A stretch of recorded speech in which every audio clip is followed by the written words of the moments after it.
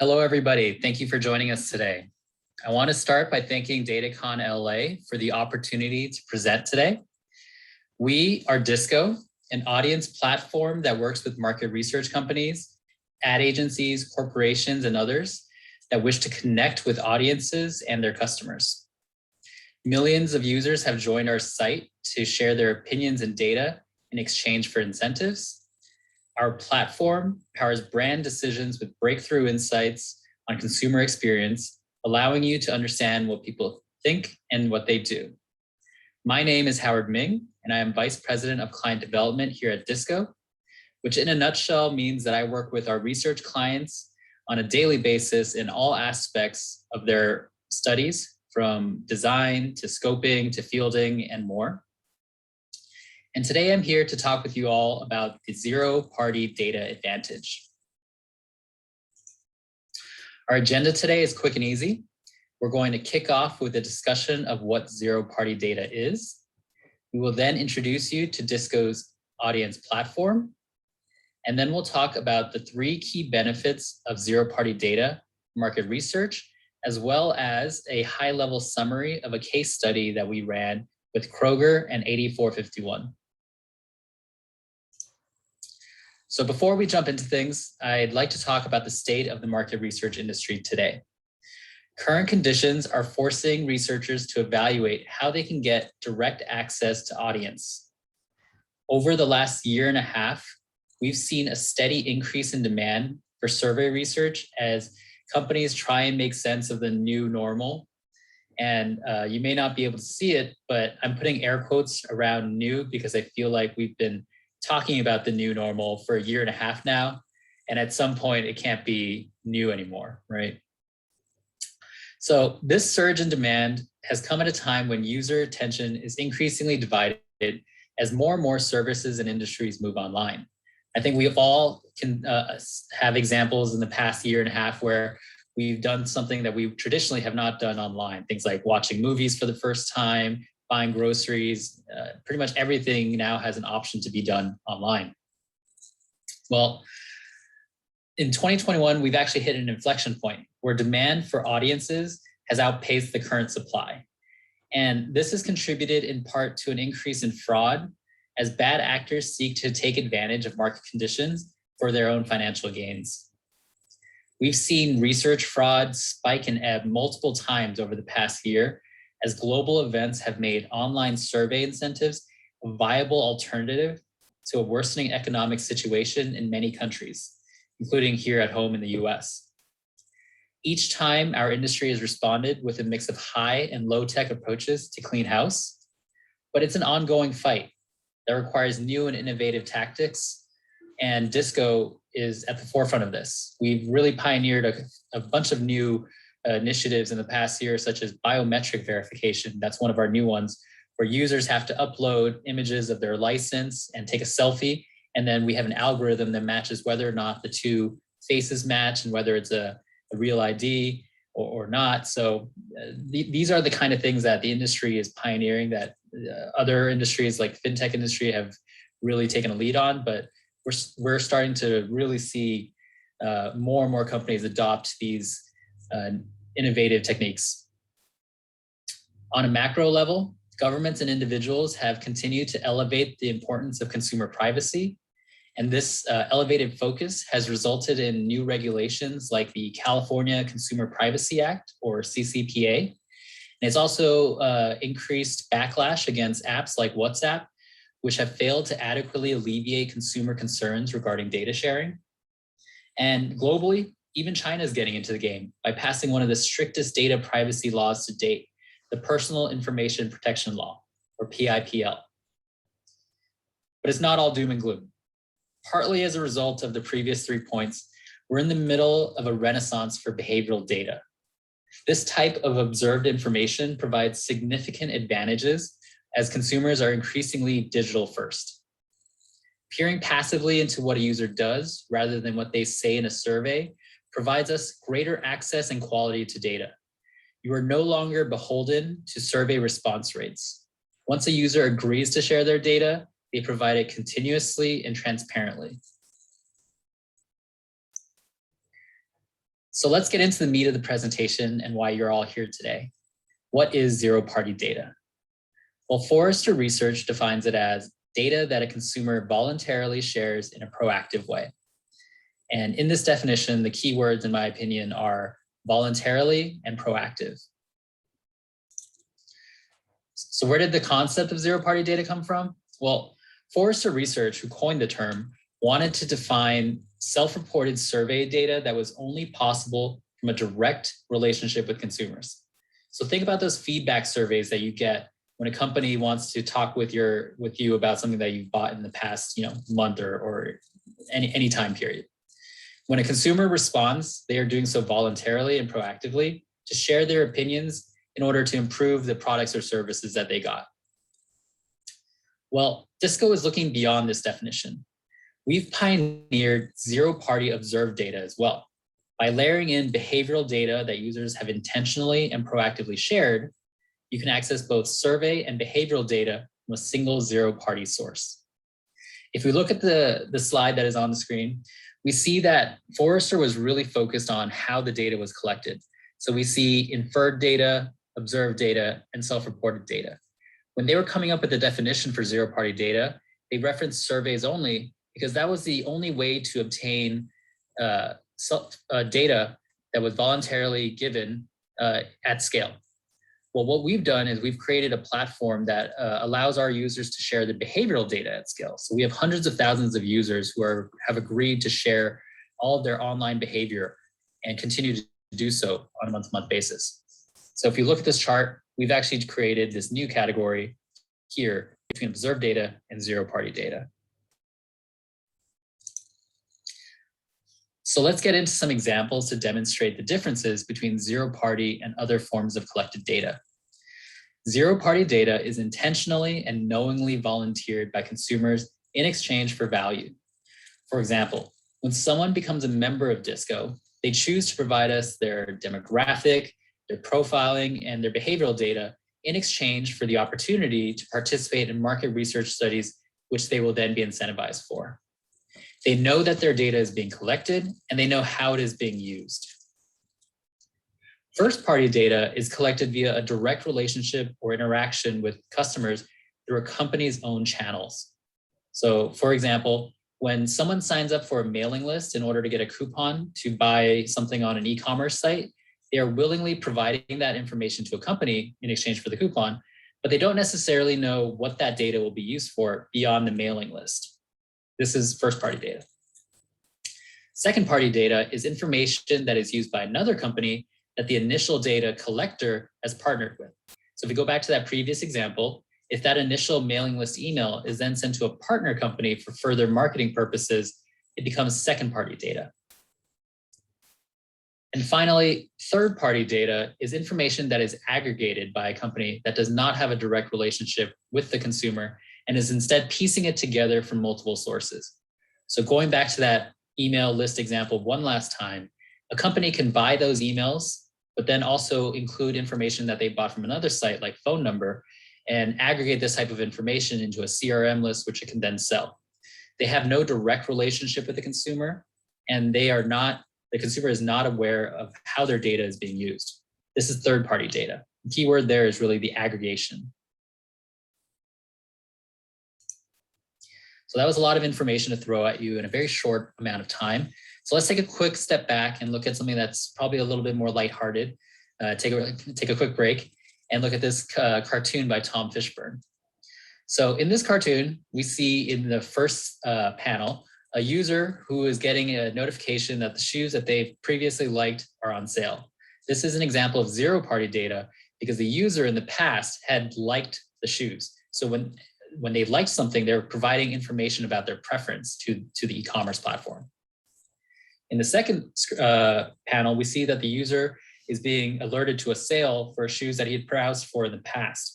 Now, he had not proactively shared his preference data by liking anything. He had merely browsed it. So this was observed data. And this type of information is kind of how most cookie tracking works today. The user has not proactively shared information, but the information has still been gathered.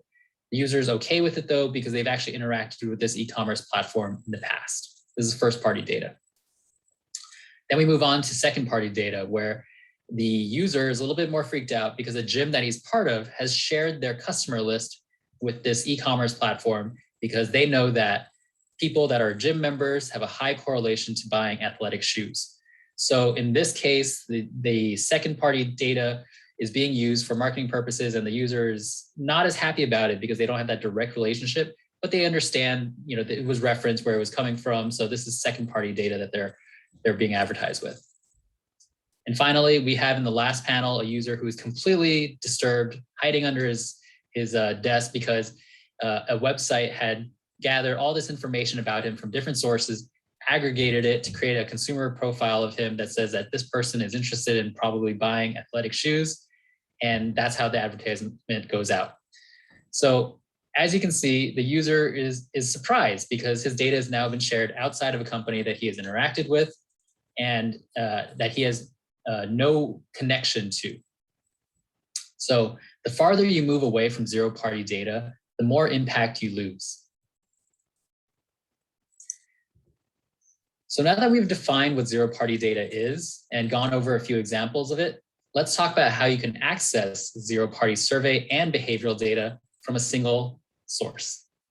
Here at DISQO, we've created a zero-party audience platform. It is built and managed in-house here at DISQO to be a frictionless experience across every interaction. We handle the recruitment of our users, we carefully manage the user experience via a responsive help desk team, and we provide appropriate incentives and an easy redemption process. This is all to keep the user happy so they stay around, continue to offer their opinions and data for our clients, and at the same time, they receive that fair value and both sides are getting what they want. Well, consumers join our site to share their opinions and behaviors and nothing else. It is a purely market research panel. We're not monetizing other forms of traffic. We are not going out there and selling an opportunity to get coupons or anything like that. And this is an additional opportunity. Everyone that joins is joining for the express purpose of providing their opinions and behaviors for market research purposes. The platform is 100% zero-party permission-based and fully transparent. And this is the only way you can really build a platform like this for the long term. If you're not upfront about your users, it's only a matter of time before someone figures out that their data is being used in a way that they are not happy with and that they were not fully informed about. And at that point, there's a lot of headaches for the data collector, and then you don't have access to that data in the future because users will leave or the company will have to change their business practices. And finally, we never aggregate with third-party sources in our data. Every user that touches your survey or provides you behavioral data is a member of our site. Here at DISQO, audience insights is our core business, and the use cases are split between three distinct verticals. We have market research, ad measurement, and data solutions. Market research includes our research API for clients that want to programmatically connect with our platform and pull users into their studies at their leisure. We have our managed services team for clients that prefer to work with an individual project manager, account manager, or salesperson and have us be part of that process, providing our expertise and insight. We have our ad measurement vertical, which includes our brand lift and behavior lift products, which measure in-campaign performance for advertisers and corporations. And finally, our data solutions team and vertical encompasses our behavioral data products. And this can vary from anything from targeted surveys based on someone's digital behavior that was observed, or it could be identifying a set of users that are likely customers or are customers based on database matching, and then sending you those users' digital behavior on a regular cadence. It really varies. We can really, across all three of our verticals, provide data to help you solve your research questions. For more information about any of these products, please reach out to a member of our team in the chat or visit our website and drop us a line. Regardless of what use case you have or who you are looking to reach, chances are we have a touch point in your audience's journey. We are industry agnostic measuring the consumer journey across e-commerce, social, and entertainment sites. For example, we have 30 million plus total monthly search events on Google, which includes things like what people are searching for, when they're searching for it. We have 1 million plus monthly product page events on Amazon, including things like add to cart and what they actually purchased. We have 100,000 plus media start events on YouTube. And this includes things like what videos they're watching, whether they're skipping ads, etc. And these three are just examples of sites that we track. We're really on every site. So think about all the major search engines, many major e-commerce platforms like Walmart, Best Buy, Target. We're on many entertainment sites besides YouTube, including Hulu and Netflix. Really, we're here to provide a deep dive into what users do online, regardless of where they do it. So now that we've defined the term and discussed how DISQO is expanding the definition, let's talk about the key benefits to zero-party data and why, in our eyes, it's the best party. So key benefit 1 is data quality. 2 is respecting your consumer's choice. And 3, next level insights. Let's dig into each of these benefits a bit more on the following slides. First, at the core of all benefits that zero-party data provides is increased confidence in data quality. When you lack a direct relationship with your consumers and respondents, you open the door to potential inaccurate data and fraud. Like a game of telephone, the farther you move from the consumer voice, the more potential noise that can be introduced into your data set. Bypass all those extra steps and hear directly from your consumers by working with a zero-party data source. Now, I see this every day when I test projects and work with my clients. Many times you'll see users directed from site to site to site before they finally reach the research opportunity, because there's a lot of middlemen involved. Well, every single one of these opportunities usually ask the same questions over and over. What age are you? What gender are you? Basic demographic questions so that they can continue to further filter you down. But these are repetitive, and the user becomes disinterested and disengaged very quickly when they face these things over and over. So when you eliminate that middleman in the middle, what you do is you have your users go directly into your survey while they're fresh and engaged. Second, when you work with zero-party data, you foster a relationship with your consumers that is built on trust. You are respecting the consumer's choice on how to share their data, and you know that he or she is willingly sharing that information for a fair value exchange.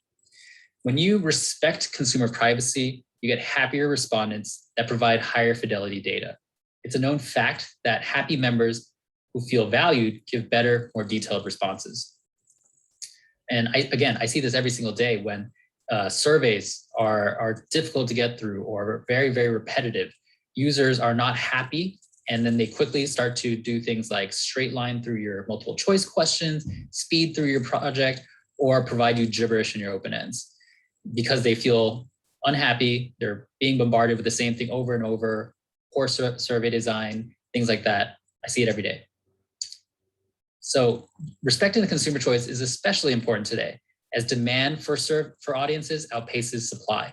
We must foster that relationship our industry has with users to ensure access to them for years to come. And finally, there's another bonus to respecting the consumer's choice. When you build a panel like we have, from day one, respecting the user, providing them easy ways to redeem their incentives, a very responsive help desk, curating your survey so that you provide great chances for them to qualify, what happens is they begin to build trust with your platform. And once they do, they go beyond survey research and provide you behavioral data as well. If you don't have that one-to-one relationship with your consumer, chances are they're not going to trust you and they're not going to want to provide behavioral data.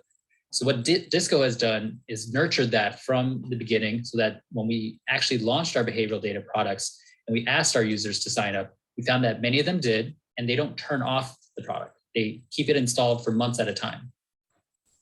So that added bonus is behavioral linkage, allowing you to get digital and app measurement data. The final benefit of which we'll speak of today, although there are many more, is unlocking a new world of insights. To get a full picture of your audience and understand consumer motivations, intentions, interests, and preferences, you need to combine zero-party survey and behavioral data from a single source. Not only will you be able to field a survey to answer your research questions, but you will then also be able to validate those answers with real-world observed data. Effectively, you're bridging the recall gap between what users think and what they actually did, which in our research last year, we found that that could shift your data by as much as 20%. So if you're interested in learning more about that recall gap, there's a case study available on our website.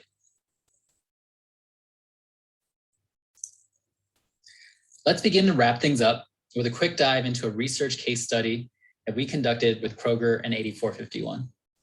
In March of 2019, they came to DISQO with the need to understand rapidly changing consumer habits. They wanted a single unified view of what people say and do online, which is exactly what we do. So Kroger recognized that within a year or two, consumers could be spending $1 trillion a year online for groceries.